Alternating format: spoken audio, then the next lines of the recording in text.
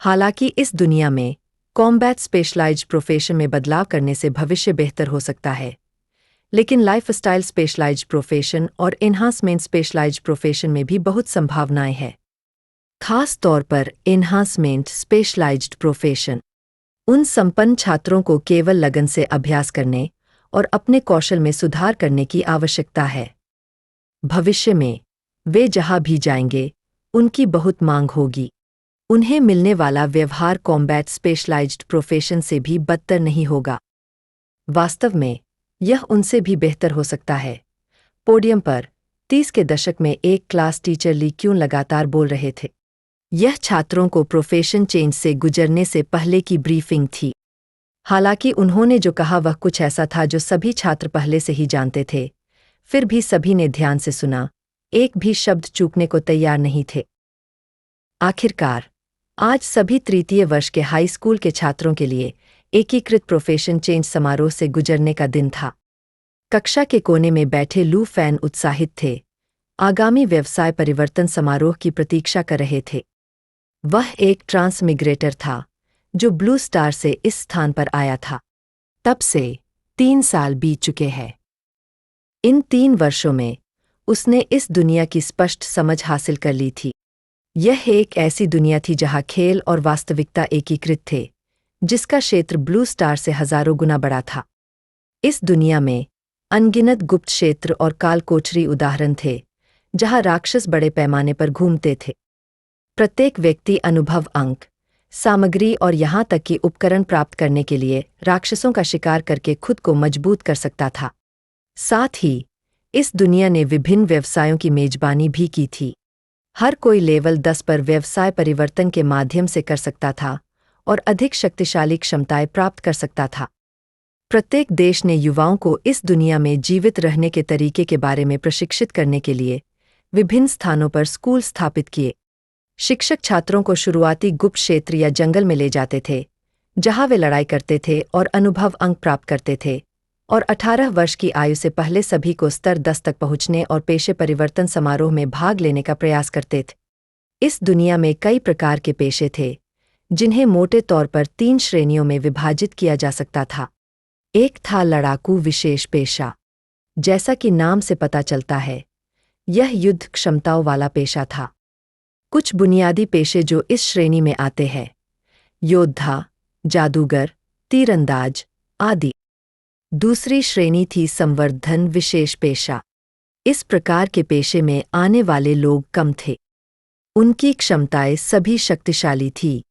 वे लड़ाकू विशेष व्यवसायों को और भी मजबूत बनाने के लिए कुछ विशेष बफ आइटम बना सकते थे। संवर्धन विशेष व्यवसायों में अधिक सामान्य थे जादूगर, जादू की वस्तु निर्माता, कीमियागर आदि। हालांकि संवर्धन विशेष पेशे लोकप्रिय थे, लेकिन बफ आइटम बनाने के लिए बहुत अधिक सामग्री की आवश्यकता होती थी। आमतौर पर एक बड़े परिवार के समर्थन के बिना किसी को एक सभ्य रूप से कुशल पर्याप्त वृद्धि विशेषीकृत पेशेधारक के रूप में विकसित करना असंभव था। अंतिम श्रेणी के लिए यह पिरामिड का आधार था, वह पेशा जिसके अंतर्गत अधिकांश लोग आते हैं, जीवन शैली विशेषीकृत पेशा। इस प्रकार का पेशा अधिक आम था, जैसे कि रसोइया, हर्बलिस्ट, खनिक आदि। इस प्रकार के पेशे में बदलने का मतलब था कि कोई इस जीवन में केवल एक साधारण व्यक्ति बन सकता था। वे मुश्किल से अपना जीवन यापन कर पाएंगे। वास्तव में जीवित रहना पहले से ही काफी अच्छा माना जाता था। उदाहरण के लिए, इस दुनिया में लू फैन की चाची हान के एक रसोइया थी। लू फैन एक अनाथ था और अपनी चाची के साथ रहता था, जो उससे 8 साल बड़ी थी जब से वह छोटा था। जीवन बहुत कठिन रहा है। लू फैन की चाची का सबसे आम रसोइया पेशा था। बाद में उसने बंस बनाने की एक रेसिपी खरीदने के लिए बहुत सारे पैसे बचाए जो उसके उपभोक्ता के स्वास्थ्य बिंदुओं की एक छोटी राशि को बहाल कर सकते थे। तभी उसने एक बन की दुकान खोली और जीविका चलाने के लिए पैसे कमाने में सक्षम हुई।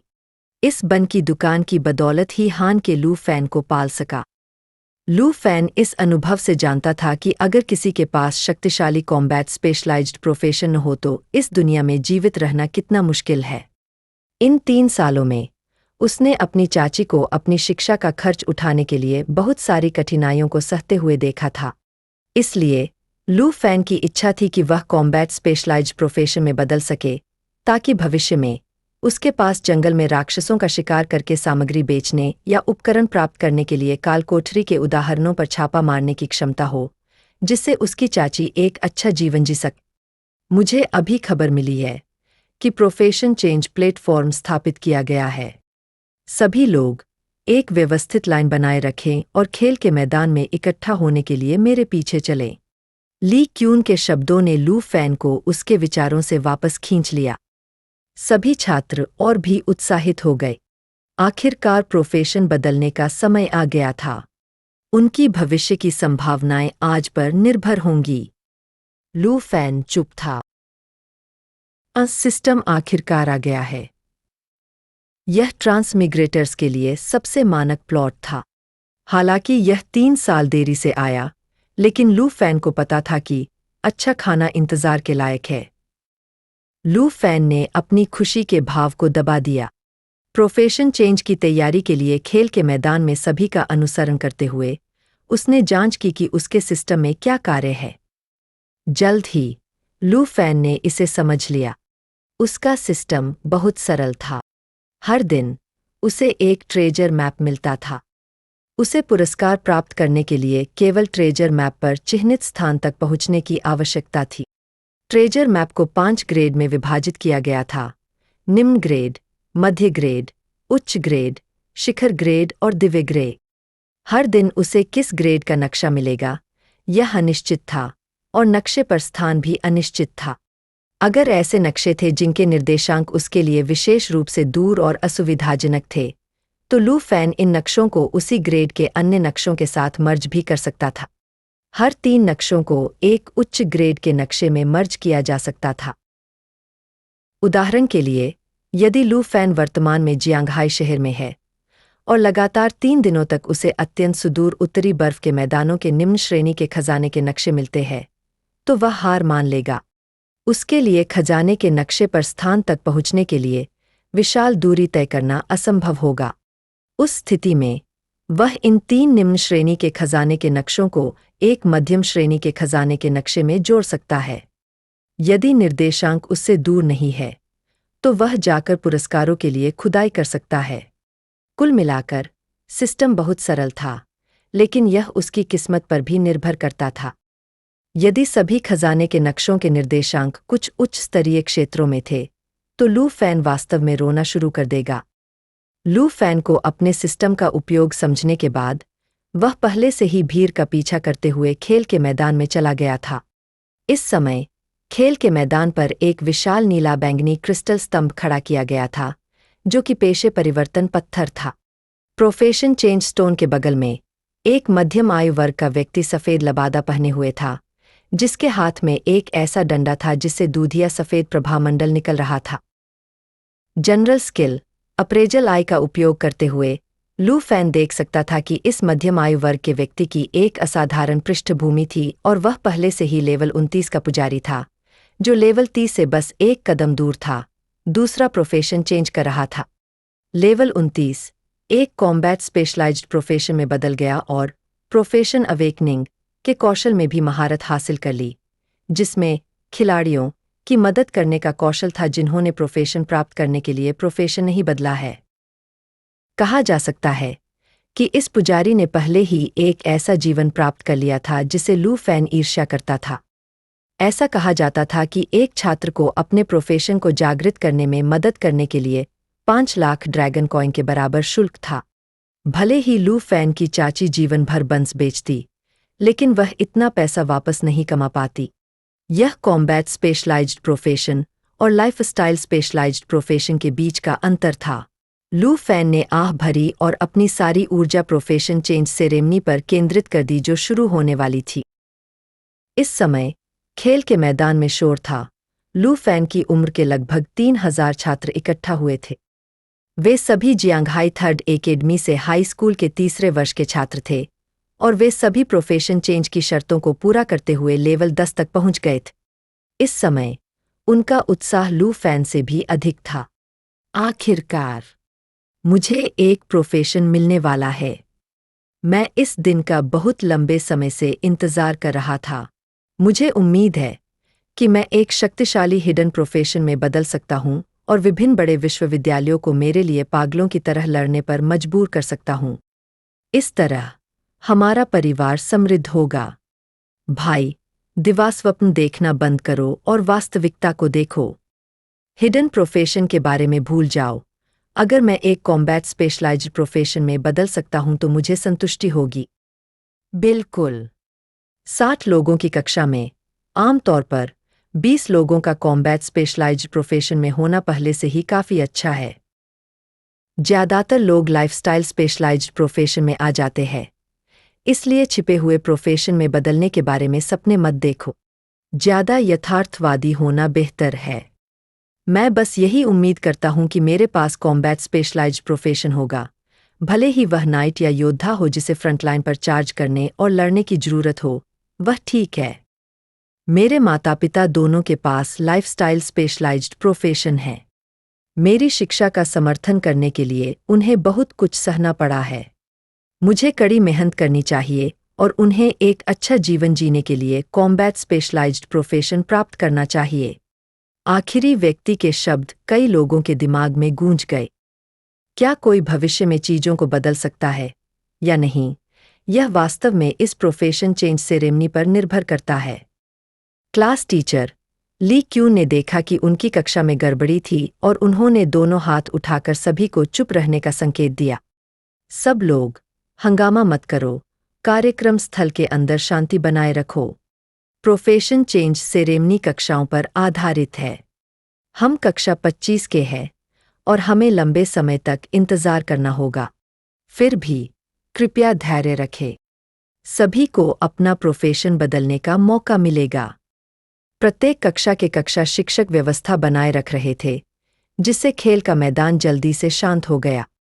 इस समय प्रोफेशन चेंज स्टोन के पास अधेड़ उम्र के पुजारी ने अपना सिर उठाया, सभी छात्रों की ओर देखा और धीरे से जोर से घोषणा की, अब प्रोफेशन चेंज सेरेमनी शुरू करते हैं।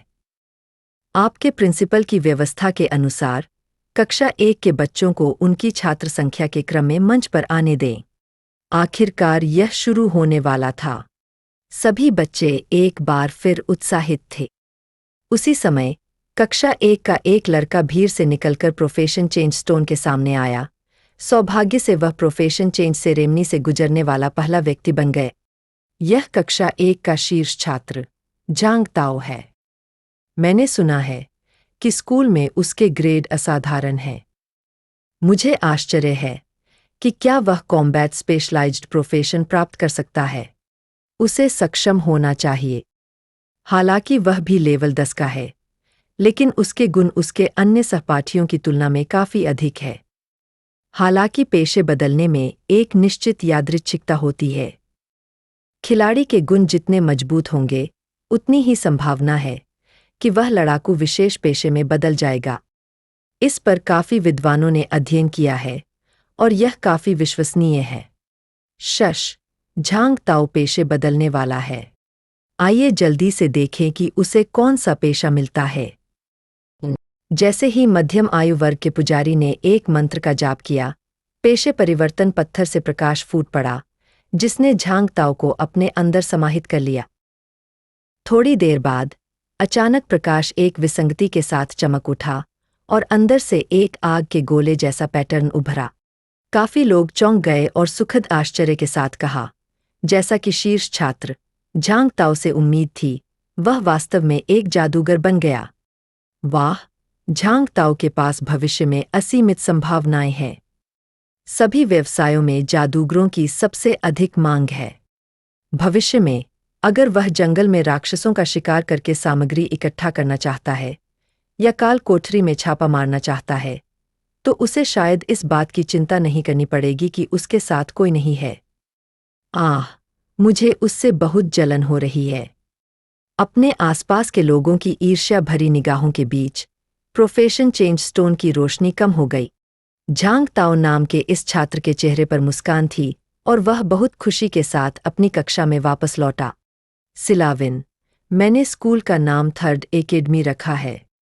मुझे नहीं पता कि इसे, जिसका अर्थ है थर्ड मिडिल स्कूल, क्यों कहा जाता है, जबकि छात्र पहले से ही हाई स्कूल में है और विश्वविद्यालय में प्रवेश करने वाले हैं। ठीक है, मैंने जांच की है कि क्यों। जाहिर है, चीन में स्कूल प्रणाली काम करती है, जहां उनका मिडिल स्कूल 6 साल का होता है। प्राथमिक विद्यालय भी मानक 6 साल का होता है। वैसे भी मिडिल स्कूल को 1-4वें वर्ष, मध्य और 5-6वें वर्ष, उच्च में विभाजित किया गया है।